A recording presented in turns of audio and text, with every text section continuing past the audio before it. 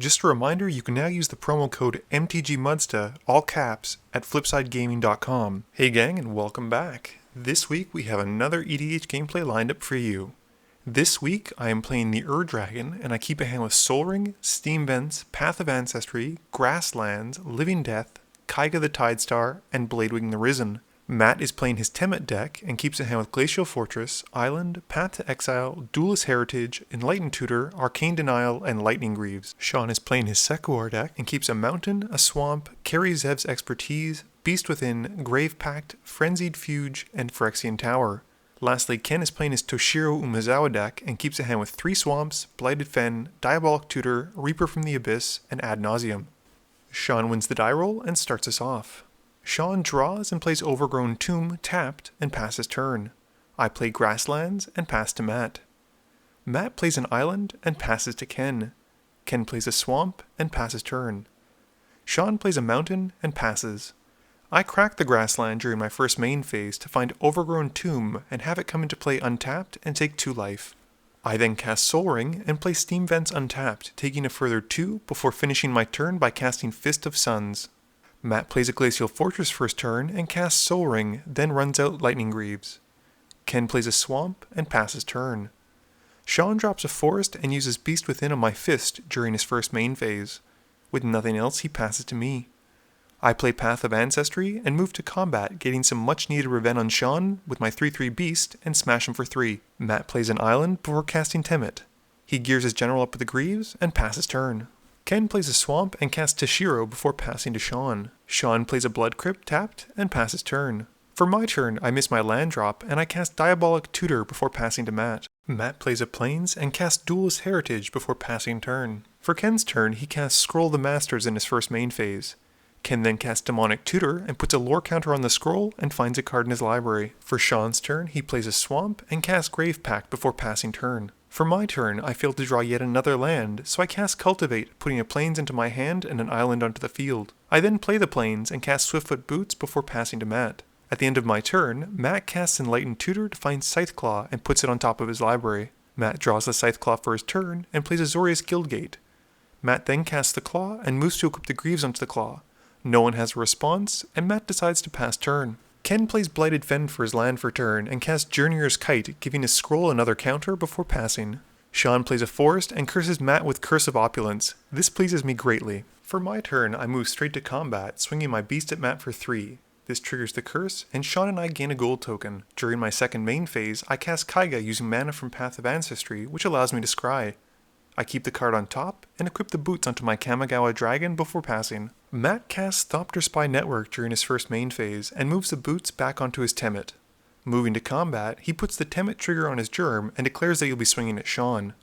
Sean responds by casting Word of Seizing before declare blockers, stealing the Germ until the end of turn. At the end of Matt's turn, the Germ comes back and Ken activates the Kite to find a Swamp and put it into his hand. For Ken's turn, he plays a Swamp and passes. Sean plays a Phyrexian Tower and casts Carry Zev's Expertise, targeting Matt's Germ token. Matt responds by countering this with Arcane Denial. Sean then casts Toxic Deluge for 5 to wipe the board and passes turn. On my upkeep, Matt draws a card and Sean draws 2, leaving Ken and myself to feel pretty left out. Moving to my main phase, I get over it pretty quickly by casting Sign of the Dragon and then attempt to equip the Greaves onto it. Seeing as how it's his deck, Matt gives it some thought but ultimately decides he doesn't want to deal with the value Scion brings and hits it with Path to Exile. I grab a Mountain and pass my turn. During Matt's upkeep, he gets to make a Thopter token thanks to the Spy Network. Matt then plays a Plains and equips a Scytheclaw onto the Thopter. Matt then moves the Greaves onto the Thopter and moving to combat, swings it at Sean. Sean first takes 2 damage, then loses half of his life from the Scytheclaw.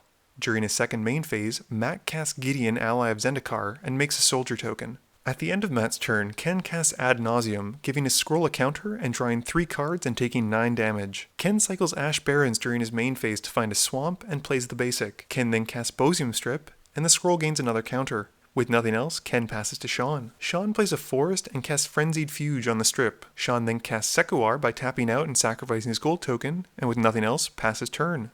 For my turn, I cast Dragonlord Jamoka, scrying the top card to the bottom of my library thanks to Path of Ancestry.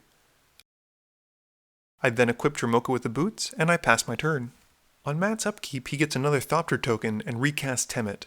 He He moves the Greaves onto his commander and moves to combat, putting the Temmet trigger on his Thopter. Matt tries to decide who to attack, and he feels like he has to attack me due to Dromoka, but I remind him that he doesn't have to, he wants to. He puts the Duelist's Heritage trigger on the Thopter as well, and swings at me. I first take 3, dropping to 33, and then lose half my life, and drop to 17. I then take a further 3 from the second hit, and drop to a further 7 life. During his second main phase, Matt uses Gideon's ultimate and passes turn. Ken activates his kite at the end of Matt's turn to find a swamp and put it into his hand. Ken plays a swamp and casts Diabolic Tutor, giving his scroll another counter. Ken discards Evolving Wilds at the end of his turn and passes to Sean. On Sean's upkeep, he gets to seal Ken's Bosium Strip. Sean then plays Reflecting Pool before paying 2 life to cast Birthing Pod. Moving to combat, Sean swings Sek'Kuar at Matt, gaining a gold token from the curse. Matt chumps with a token from Gideon, trading, and we make a slight misplay thinking we all had to sacrifice a creature when Sek'Kuar dies, but we do correct it before the end of turn. During his second main phase, Sean activates the strip to cast Toxic Deluge from his graveyard and pays 3 life to wipe the board. Matt lets Temmet go to the graveyard. For my turn, I cast Silumgar the Drifting Death in my first main phase, and move to combat. I swing Dromoka at Matt, giving Sean and myself another gold token, and Silumgar also triggers as a dragon is attacked, but Matt has no creatures to die from the -1/-1 trigger. As a result, Matt takes 5 and I gain 5, and I pass my turn. On Matt's upkeep, he gets to put another Thopter in play, and plays an island during his main phase. Matt then eternalizes Temmet, with the token I might add, so props to him, and equips the Thopter with the Scythe Claw and puts the Greaves on afterwards. He swings it at Sean, dealing 3, and then dropping Sean's life by half, putting him to 4. At the end of Matt's turn, Ken once again uses the kite to find a swamp and put it into his hand. Ken plays a swamp for his turn and casts Cryptghast before passing to Sean. Sean once again gains the Bosium Strip on his upkeep, and during his first main phase activates it to cast Kari Zeb's Expertise, sealing Ken's Cryptghast. Sean then floats 6 mana from his swampland, and paying 2 life and 1 mana, sacrifices the ghast to his Birthing Pod. We all sacrifice a creature, and Silumgar and the Thopter die. Sean finds Zealous Conscript and steals the Scythe Claw. Sean then gears up the Zealous Conscripts and casts Perforos, and moves to combat. Sean swings the newly equipped Conscripts at Matt, and Ken responds before Declare Blockers, using Bile Blight to take out the Temmet token. Matt takes 4 damage, then loses half of his life. During his second main phase, Sean sacrifices the Conscripts to Phyrexian Tower for 2 black mana, and forces me to sacrifice Dromoka. For my turn, I play Breeding Pool for my land for turn, and during my first main phase, I cast Living Death. I get back some dragons, Sean gets back his conscripts, and Ken returns his Cryptghast. Ken, Matt, and myself also take 2 from the Zealous Conscript coming into play thanks to Perforos. With the Zealous Conscripts trigger, Sean takes control of the Duelist's Heritage, and I move to equip the Dromoka with the boots, swinging it at Ken and gaining 5 and dealing 5. Matt gets a Thopter on his upkeep once more, and he equips it with the Scythe Claw. Ken responds when Matt tries to put the Greaves onto the Thopter by casting Chill to the Bone on the Thopter, which flavor-wise kind of makes no sense as Thopters clearly have no bones, and the Thopter dies. Matt follows up by casting Master Splicer, which comes into play with a Golem token. Matt then goes through the same process to gear up his Golem, and swings it at Ken. Ken loses 6 life, and then drops to half of his life rounded up. For Ken's turn, he casts Read the Bones during his first main phase, keeping the 2 he scries and drawing them, taking 2 damage. Ken then decides there's no time like the present, and taps out to cast Exsanguinate for 14. This unfortunately kills Sean and Matt, and puts me to 1 while gaining Ken a ton of life. I have very limited options unfortunately, and during my first main phase, I cast Niv Mizzet using mana from Path of Ancestry to scry 1. I keep the card on top, and move the boots onto Niv. Moving to combat, I swing everything at Ken, which triggers Silumgar 4 times, which is more than double what I need to kill Ken's Cryptghast. Ken takes 18 damage, and I gain 5 life, and I'm supposed to draw a card from Niv Mizzet, although I only realize a bit later on. For Ken's turn, he casts Beacon of Unrest to bring back his Cryptghast, and shuffles the beacon into his library. This frees him up to be able to use the Bosium Strip on the now top card of his graveyard, Exsanguinate. With enough mana to recast it and kill me, Ken finishes up the game. Game review time. So, I immensely enjoyed Matt's take on the Dragon. I really like the fact that it reduces all the dragons, and it actually makes them a little bit more affordable, as I'm sure you realize. There was never really an opportunity for me to cast the Dragon, which is a bit of a shame, but I like the fact that Matt's built the deck around the idea that basically his dragons are going to die, and so he has lots of ways to bring them back easily and cheaply. Every time I play against Matt's Temmet deck, I become a bigger and bigger fan of it. I think Thopter Spy Network, despite the fact that he missed a few draw triggers, is a fantastic addition to any kind of Voltron deck that is blue. Sek'Kuar is also an amazing equipment card, and with Temmet being able to make it unblockable, people are going to lose so much life so quickly. It was especially brutal when I got hit with a double strike equipped Sek'Kuar creature and lost all of my life, dipping down super low very quickly.